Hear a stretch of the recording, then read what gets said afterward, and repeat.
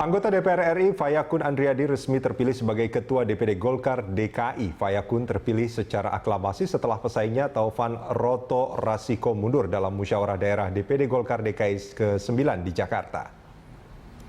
Fayakun berharap Golkar bisa bersatu sehingga cita-cita Golkar menjadi 3 besar dalam Pilgub, Pileg, dan Pilpres bisa diwujudkan. Selain itu, Fayakun juga menegaskan DPD Golkar DKI akan mendukung calon petahana Basuki Cahayapurnama di Pilgub 2017.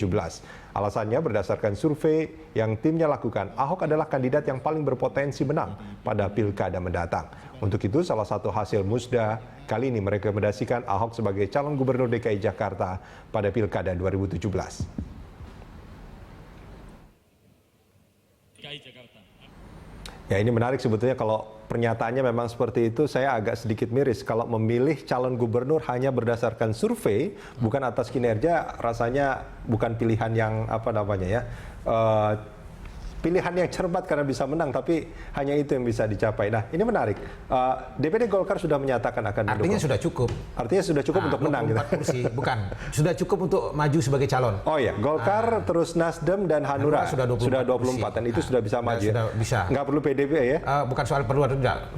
Kalau ditanya ke kami, bila perlu semua partai politik bergabung dengan kita. Oke. Sehingga kalau misalnya harus calon tunggal, ya calon tunggal. Biar lebih efisien pilkadanya begitu kan. Ya. Nggak, artinya dengan kondisi yang sekarang sebetulnya tidak perlu tambahan partai politik lain pun sudah cukup ya. Cuman sekali lagi itu jawaban saya. Ketika berbicara apakah kita butuh ini atau tidak, maka kalkulasi politik itu menjadi sangat penting untuk kemudian dianalisis. Ya. Kalau fakta hari ini kemudian bahwa apapun pilihannya ternyata sebelum proses pencalonan masuk ke tanggal 7 Agustus itu misalnya Ahok sudah terlalu tinggi dan tidak bisa dikejar, maka atas nama standar etik tadi rekomendasi kita, saya pribadi saya sampaikan calon perseorangan. Calon perseorangan. Toh partai-partai juga tetap bersama kita dan mendukung. Jika ada kemudian ada pernyataan dari partai politik, dari ketua-ketua umum mereka bahwa mendukung semua.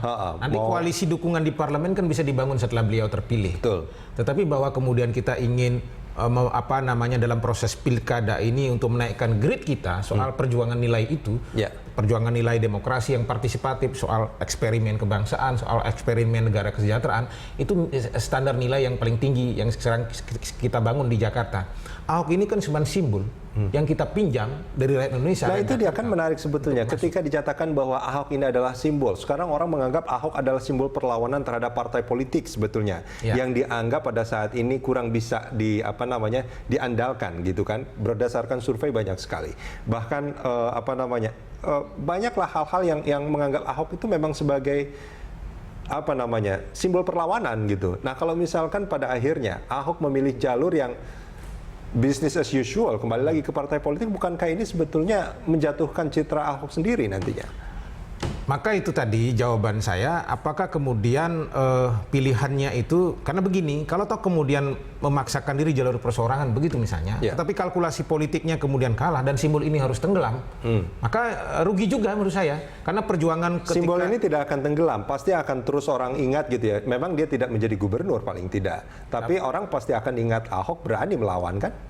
Ingat, tetapi berhenti sampai di situ karena dia tidak ada di pentas lagi. Kita ingin dia tetap ada di pentas, lalu membangun vibrasi itu dalam proses kepemimpinannya. Simbol ini akan terus bergerak dalam pentas itu. Sebenarnya idealnya kita harapkan seperti itu yang dibangun. Nah, karena itu kemudian komunikasi politik ini sekali lagi menjadi sangat penting.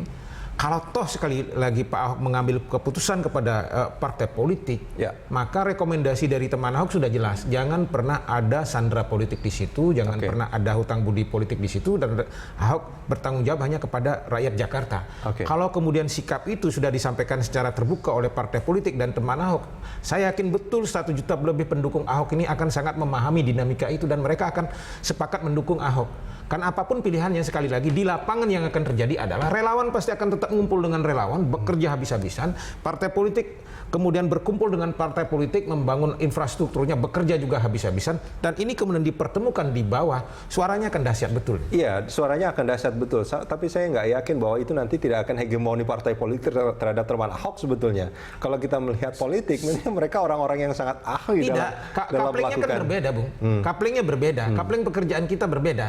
di berbagai tempat ketika ada relawan kemudian bertemu dengan bergabung dengan parpol, coupling mereka berbeda, tidak akan bertemu. Kita tinggal berkoordinasi di level atas untuk membangun sinergi. Misalnya ketika bicara soal peta wilayah, kita sudah garap nih daerah-daerah ini, tolong partai garap Kepulauan Seribu begitu misalnya. Berdasarkan teritorial. Ketika kita misalnya berdasarkan wilayah kelas, kami sudah membangun kelas menengahnya. Cuma teman-teman partai misalnya silakan garap di level grassroots.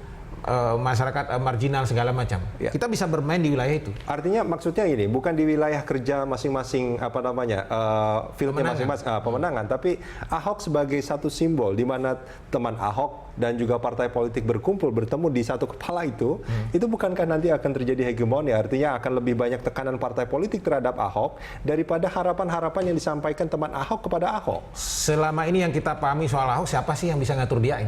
Saya nggak tahu. Saya tidak yakin. Saya tidak yakin itu, karena buktinya sendiri kemarin selama 5 tahun ini dalam proses kepemimpinannya dia, partai politik betul-betul berjarak dengan Ahok, dan Ahok juga berjarak dengan partai politik. Artinya proses independensi Ahok untuk mengambil keputusan itu sangat tinggi. Bahasa kasarnya kalau lu mau rugikan rakyat Jakarta, gua nggak mau, siapapun itu gitu ya. Artinya gini, pernyataan dia misalkan sekarang sudah ada 2 jalur, jalan tol dan jalan biasa, itu kan sebetulnya ada sedikit perubahan pandangan. Sebelumnya dia sangat yakin bahwa dia akan melalui jalur independen dengan Heru Budi Hartono sebagai wakilnya. Itu kan sedikit ada perubahan. Apakah perubahan ini memang betul-betul karena memang independensinya dia, atau sebetulnya karena ada tekanan dari luar? Kalau soal tekanan dari luar itu hanya Ahok yang bisa menjawab ya. Kita dari luar tidak bisa merabanya. Tapi kalkulasi politik yang bisa statement yang bisa saya sampaikan, Ahok betul-betul sangat berhitung. Sangat berhitung atas seluruh dinamika yang akan terjadi 1 bulan ke depan. Nah, kalau kita bicara soal berhitung ini Pak Putu, menurut penilaian Pak Putu, dengan kondisi yang ada saat ini, jalur apa yang sebaiknya dipilih Ahok? Kalau ditanya hari ini, saya tidak bisa menjawab, karena saya tidak punya data. Yang paling elok itu angka 1 juta lebih KTP belum bisa. Belum bisa, karena pemilih kita 7,2 juta. Nah, kemudian yang paling elok kalau saya ditanya, saya tolong ditanya bulan Juli, akhir Juli. Kemudian di situ ada survei yang sangat kredibel dengan margin error yang sangat rendah, 2% begitu misalnya. Di situ kita mengambil keputusan politik kalau menurut saya. Jadi kalau pada posisi itu suara Ahok sudah jauh tinggi betul, 55% dan seterusnya, lawan jauh sekali, maka rekomendasi saya jelas.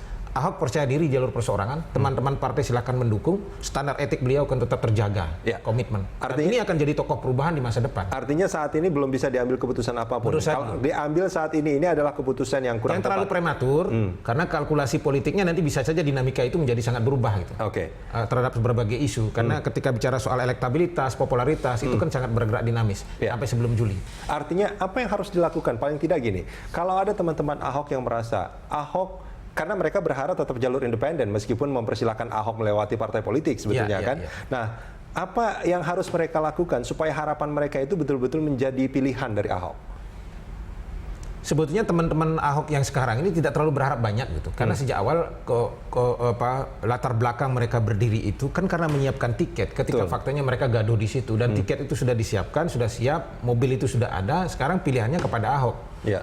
Standar mereka sederhana saja, apapun pilihannya Pak Ahok, tolong jangan mau disandra itu saja. Nah, kalau itu sudah dilakukan, kita akan siap bareng-bareng bersama-sama Pak Ahok, apapun jalur yang akan dipakai. Tapi kalau ditanya ke saya dalam posisi sebagai ahli dengan kalkulasi politik seperti itu, maka jawaban saya sederhana. Kita tunggu pada tanggal 30 Juli, ada survei yang sangat kredibel di situ yang memberikan kepastian. Maka kalau kemudian di situ dengan masuk jalur perseorangan, kemudian pilihan politiknya bisa memenangkan siapapun dalam putaran pertama, maka saya pasti merekomendasikan percaya diri melalui jalur perseorangan, karena dengan demikian standar etik yang selama ini terbangun pada seorang Ahok akan bisa kita pelihara. Kalau tidak, tetap harus saya juga harus mengatakan dengan terbuka pada forum hari ini, kalau misalnya beliau kemudian mengambil pilihan yang berbeda dengan statement-statement beliau begini, bisa dibully habis-habisan sebagai pemimpin yang nanti dianggap tidak konsisten. Ya Pak Putu, kita jeda sebentar, kita akan lanjutkan di segmen berikut.